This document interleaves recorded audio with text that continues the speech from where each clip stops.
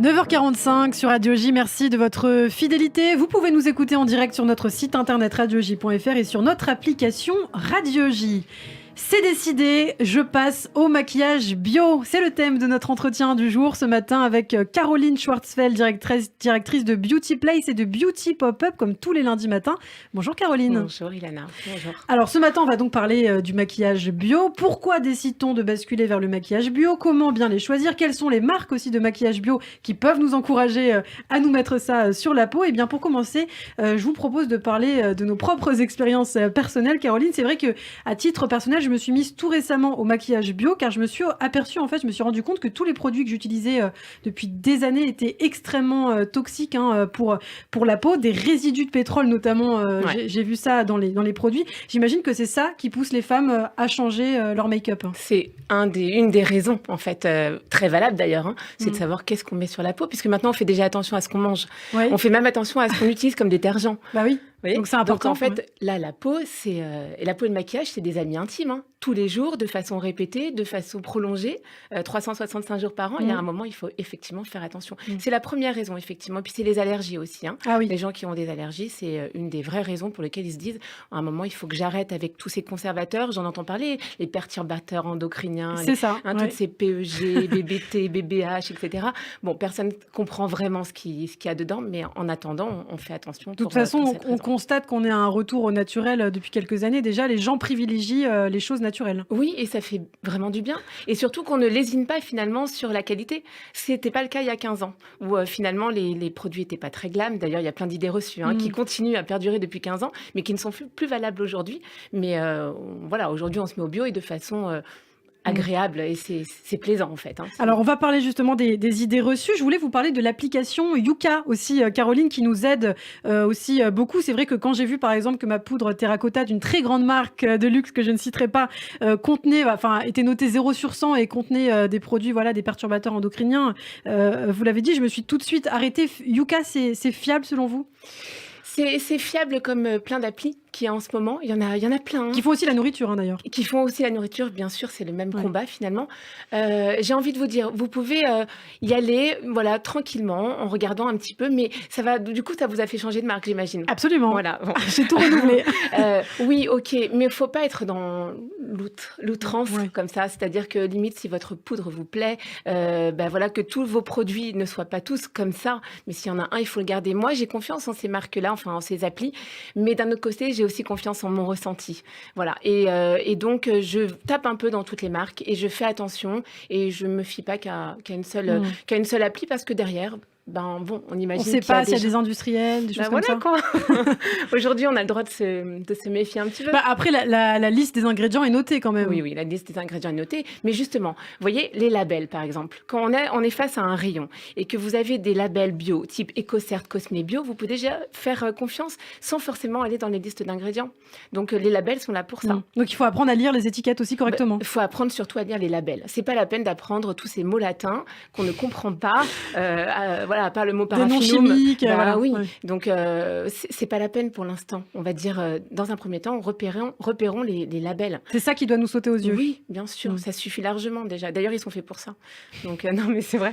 C'est mieux. D'accord. Donc, ça, c'est les vraies raisons. C'est ça. Il y a plein d'idées reçues, vous savez, sur les maquillages bio. Oui, alors, justement, c'est vrai qu'on parle des atouts aujourd'hui des produits de maquillage bio, mais qui ont été, pendant plusieurs années, c'est vrai, victimes de nombreuses idées reçues. Aujourd'hui, quelles sont-elles? Est-ce qu'elles ont persisté ou pas? Oui, on dit par exemple qu'il y a peu de couleurs, qu'il y a peu de texture, qu'il y a peu de couvrance. Moi, là, j'ai des produits, par exemple... Alors justement, vous nous présentez des produits d'une marque que vous aimez beaucoup, je crois. Moi, j'aime beaucoup parce que ça, c'est une marque que j'ai installée dans mon salon de beauté. Oui. Et c'est la marque Zao. Mais il y en a d'autres. Il y a Beau Green, il y a Avril, il y en a plein. Oui. Cette marque-là, ce qui est sympa, c'est que vous avez une quinzaine de crayons de couleur. Par exemple, ça suffit. Oui, je vois ça, oui. Une trentaine d'ombres à paupières avec un packaging qui est rechargeable en plus parce que la marque permet de recharger. En fait, vous enlevez les ombres à paupières et vous en remettez d'autres. Oui, donc puis en termes de pollution... Ah, mais clairement, on est pas dans le zéro déchet, mais on est dans le recyclage génial. Et donc, cette marque-là, par exemple, on ne peut pas dire qu'elle est limitée en couleur ni en texture. Vous avez dans les rouges à lèvres, par exemple, l'encre à lèvres, le rouge à lèvres cocooning, le baume, le gloss, ça va. Ouais. Et en termes de qualité, je veux dire, c'est des produits 100% naturels. Ah oui, on est dans le 100% naturel. La loi, c'est 95% de naturel, d'ingrédients naturels, et minimum 20% d'origine bio. Et là, dans certains produits, on est à 85 ou 80% d'origine bio. Donc, et franchement, au niveau de la couvrance, la texture, bon, je sais pas, moi je trouve ça super joli. Et du coup, quand vous les ouvrez, ensuite vous dévissez, vous enlevez, vous rechargez. Oui, puis même le packaging, il est très, très nature. C'est hyper joli, quoi. En bois. Oui, en bois. Alors qu'avant, effectivement, c'était, moi je me rappelle, il y a 15 ans, quand je testais les produits bio, c'était vert prairie. Bon, c'était pas glam. Ouais. Hein. Aujourd'hui, c'est joli. Il y a plein de marques qui font de très belles choses. Et on n'est pas, voilà, on n'est pas. Et puis en plus, au niveau des prix, c'est très sympa parce qu'il y a aussi une idée reçue comme ça, au niveau des prix. C'est vrai qu'on a tendance à penser que tout ce qui est bio, naturel, c'est beaucoup plus cher que les produits. Mais en fait. Beaucoup, non. On est à entre 15 et 20%. J'ai regardé. Ouais. J'ai comparé 15-20%. Mais en même temps, il faut comprendre, ces produits-là, ils sont faits avec des ingrédients bio. Ça veut dire sans engrais, sans pesticides. Comment voulez-vous faire pousser aussi vite s'il y a c'est pas forcément, oui. Donc, il y a des producteurs à payer derrière, etc. Oui, puis ça dure un peu plus longtemps. Et puis, on est soumis aux conditions climatiques, etc. Donc, voilà. En même temps, ils font attention aux emballages. Il n'y en a pas. Donc, vous ne payez pas l'emballage. Vous ne payez pas la com parce qu'ils font très peu de com. Donc, bon an, mal an, on est à 20% de prix, enfin, un peu en hausse. Mais voilà, un rouge à lèvres, c'est 16 €. Mais quand vous le rechargez, c'est 11. Ouais. C'est le prix à payer pour être en bonne santé aussi. Franchement, oui, exactement. Et on sera en bonne santé, c'est certain. On nous ment pas, en meilleure santé en tout cas. Alors, vous parliez tout à l'heure des labels, les étiquettes, voilà, à bien lire correctement, etc. Comment bien choisir aussi ces produits? Quelles sont vos petites astuces pour bien choisir ces produits? Alors, vous savez, il y a une technique qui est très importante, c'est son propre ressenti. Il y a la technique du 2C2T. 2C, ça veut dire couleur, confort. Voilà. À vous de savoir si vous trouvez votre couleur, à vous de savoir si vous êtes confortable. Et le T, c'est la tenue. Voilà. Est-ce que ça tient bien? Voilà. Ça, si déjà vous avez tout ça, vous êtes contente de votre produit de maquillage, restez dans ce produit de maquillage. En fait, c'est une question de ressenti. C'est ce que je dis à chaque fois que je viens ici. C'est peut-être embêtant. Voilà, ça, c'est l'astuce pour se faire sa propre opinion. Mais oui, parce que sinon, la copine, elle va trouver ça sympa, la mère aussi. Mais en fin de compte, c'est soi. Est-ce que je suis confortable dans mon maquillage? C'est sûr qu'il y a des petites limites, en fait, à ce maquillage bio. Et c'est sûr, vous ne trouverez pas de mascara waterproof. Ne cherchez pas. Parce que c'est des éléments pétrochimiques qui sont à l'intérieur, des silicones. Et donc, le bio n'en veut pas. Voilà. Vous ne trouverez pas de vernis 100% bio. C'est pas vrai. En plus, on n'a pas tous la même peau. Donc, un produit peut convenir à certaines et non pas à d'autres. Mais clairement. Ouais. Et en plus, vous savez, on parle de bio, on pense que c'est pas allergisant, pardon. Mais en fin de compte, un produit bio peut l'être. Vous pouvez être allergique à la lavande bio. Donc, en fait, il faut vraiment faire attention. Et donc, voilà, c'est plus son propre ressenti. Alors, vous parliez de la marque Zao, donc vous avez mis dans votre salon, Caroline.